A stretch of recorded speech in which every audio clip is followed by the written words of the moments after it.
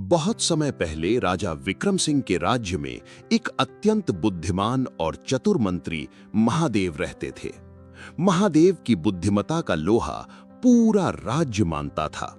कोई भी बड़ा निर्णय राजा विक्रम सिंह बिना महादेव से पूछे नहीं लेते थे।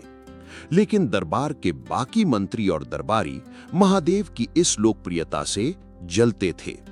वे हमेशा मौका ढूंढते रहते थे कि कैसे महादेव की छवि राजा के सामने खराब की जाए।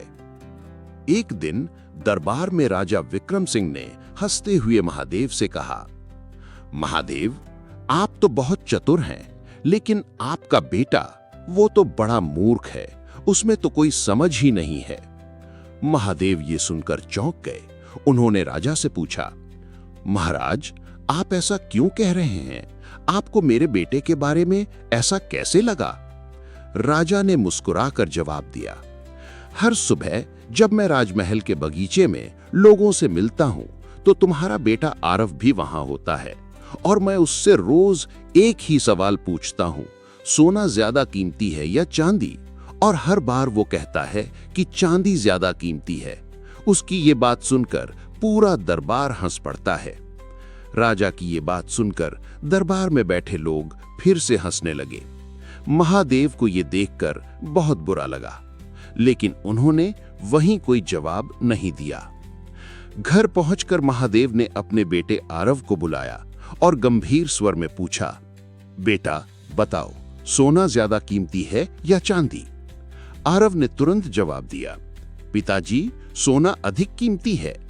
महादेव ने भौहें चढ़ाईं और पूछा, जब तुम्हें पता है कि सोना ज्यादा कीमती है, तो तुम रोज राजा को गलत जवाब क्यों देते हो और ये क्यों कहते हो कि चांदी ज्यादा कीमती है? तुम्हारी वजह से आज पूरे दरबार में मेरा मजाक बना। आरव मुस्कुराया और बोला, पिताजी, आइए मैं आपको कुछ दिखाता हूं। वो अपने कमरे में गया और एक बड़ा लकड़ी का बक्सा खोला। बक्सा चांदी के सिक्कों से भरा हुआ था। महादेव ये देखकर हैरान रह गए और पूछा, ये इतने सारे चांदी के सिक्के तुम्हारे पास कहां से आए? आरव ने जवाब दिया, पिताजी, ये वही सिक्के हैं जो राजा मुझे हर बार देते हैं जब मैं उनसे कहता हूं कि चांदी ज्यादा कीमती है। राजा ये सुनकर हंसते हैं और मुझे इनाम में एक चांदी का सिक्का दे देते हैं।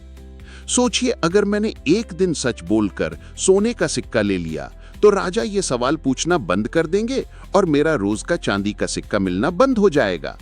एक सोने के सिक्के के लिए मैं अपना रोज का इनाम क्यों खो दूं? महादेव ने बेटे की बात सुनी और कुछ क्षण चुप रहे। फिर उनके चेहरे पर गर्व की मुस्कान फैल गई। महादेव ने अपने बेटे आरव से कहा, बेटा, लोग भले ही तुम्हें मूर्ख समझें, लेकिन असली समझदारी यही है कि अपने लाभ को समझकर सही निर्णय लेना। दुनिया अक्सर उन लोगों को पागल कहती है जिन्हें वो समझ नहीं पाती। उस दिन महादेव ने महसूस किया कि बुद्धिमत्ता सिर्फ किताबों या ज्ञान में नहीं, बल्कि व्यावहारिक सोच और परिस्थिति को भांपने में होती है।